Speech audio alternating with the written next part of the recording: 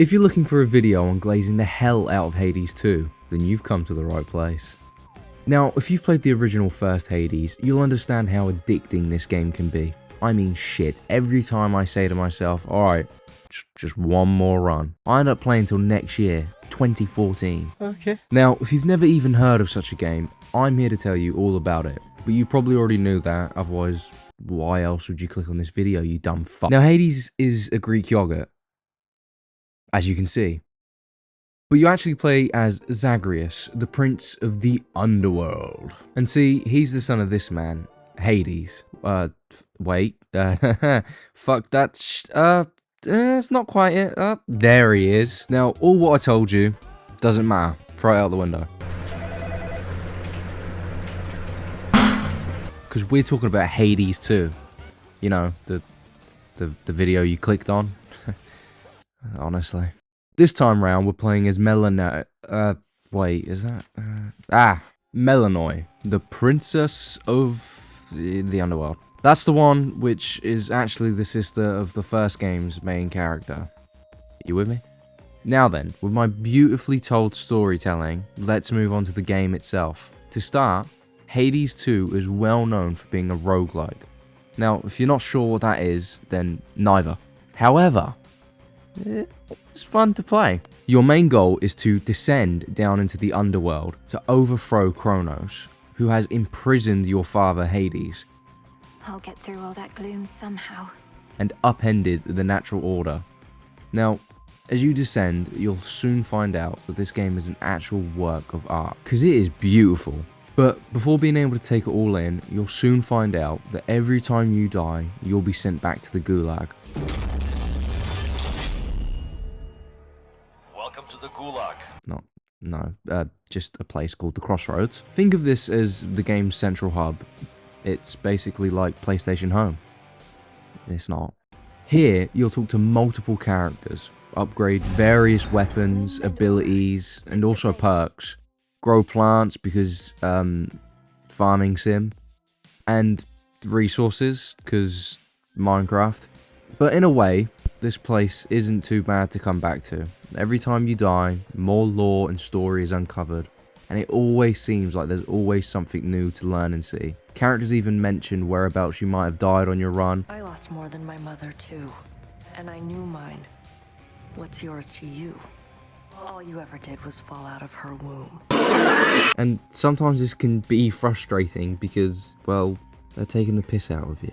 But it is an extremely cool thing to see. And moving on down, you'll have a training area to beat up this sack of bones named Skelly. You there, get that information around. I am no friend.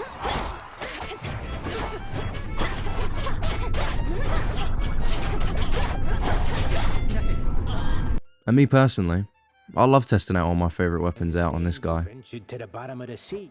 Of course.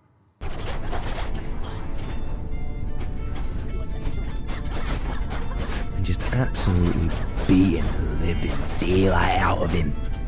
Oi, look what I got. Woo-hoo!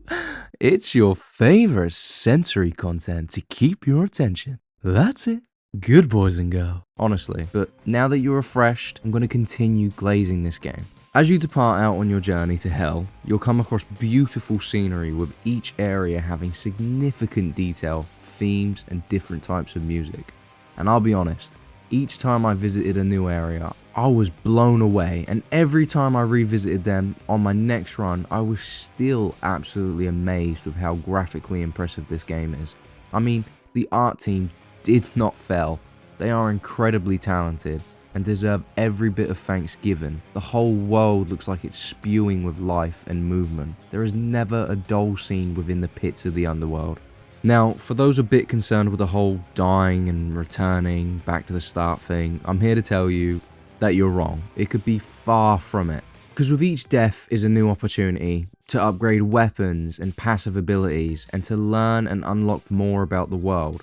Each run you'll be diving into hell and gathering rare metals and materials, helping you fuel your way to Kronos, while also better understanding which boons to pick and creating the best possible build you can. Now, for those who don't know what boons are, think of it as a god giving you a special ability because, Lore, that's why. Pretty cool, huh? Uncle Zeus over here is pretty kind with his powers. Along with learning boons, you'll choose which doors are best to walk through, after each and every level and how each boss fight works. Basically, you'll get pretty good at understanding how to form your own path in this game. Now, you might ask me, oh, smaller YouTuber who doesn't get enough credit, how can I devote my life to you? Well, lucky for you, there's a subscribe button just next to my channel's name there. Can you see it? Now, if you do decide to give me a sub, it'll help me out a lot. You'll basically be mentally fueling me to carry on making these videos and more content for everyone out there. But with that, thank you everyone who's been watching, and back to the video. Now, the question you probably will be asking me is, how can being in a constant death loop be fun? Well, it's not for the character, but for us, it is. See, every time you load into a run, the layouts and enemies will constantly change at random, with even a shit ton of random encounters, and these are always a treat to come across. And don't even get me started on how insanely cool the boss fights are. The designs, the layouts, the attacks, the music. I mean, for example, Scylla, she has to be one of the most coolest and unique fights I've had in gaming for a while now, because the music that plays while you fight is the music that she's producing. There's a guitarist and a drummer and the lead singer herself, and whenever you take down one of them, that instrument itself will then be removed from the song, creating this really cool and intense effect. And meeting new gods is just as cool, gaining different godlike powers and using them together to create builds along the way, unlocking special attacks you wouldn't normally have. And can I just say, the gods' designs are just pretty cool. No, but seriously, whoever is in charge of character designs, actually, you know what? Hold up. Gen Z, give yourself a medal. You and your entire team are awesome. Because seriously, these are so cool. I especially love this one where Celine and Melinoë are looking up at each other. It's just so cool. I mean, I could sit and stare at these designs for hours. Like, I could genuinely just admire them. Put them in a museum, please. Now, just quickly, can we talk about the voice acting?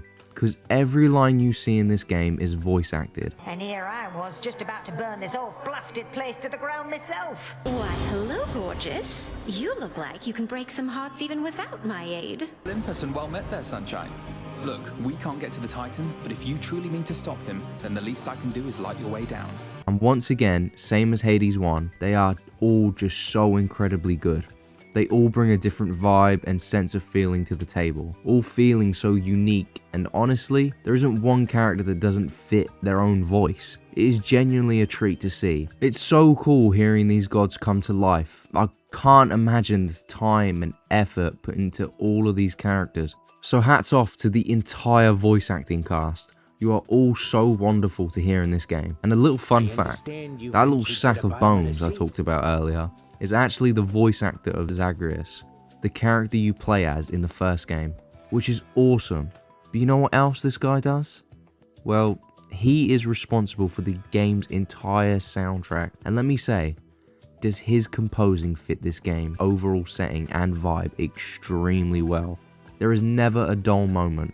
All the music you hear comes together extremely well, making my ears feel blessed every time they hear a soundtrack play, or when I walk into a boss's arena, I feel the weight and the heaviness of the fight just from the music alone. Honestly, incredible. Now, here's my final verdict. If you loved Hades 1, 100% buy this game. I am already sinking enough time into Hades 2 than I need to, and it's slowly taking over my life, just like the first one. It is essentially the same core mechanics, but way more improved, and a shit ton of new features to accompany it all. It is just so much more in depth with its gameplay, and it is more than worth the $30 you'll be spending on it. It is pure mayhem fun, and for those who haven't played the first one, why are you watching this video? It's about a game with the number 2 in. Jesus, what? No, I'm kidding. I think if you are interested in roguelikes or have played roguelikes, then you will not be disappointed with this one. Hades was my first roguelike and I loved every second of it, right until the very end. Both games are incredibly well made, and a lot of love and soul went into creating them, and you can see that. So, go out and enjoy them. Now then, I know you're all asking me, I know. Oi! Quiet down. Fucking quiet down. One at a time, please, one at a time. Is the game worth it? In my opinion, no. I only spent the full video fucking glazing it.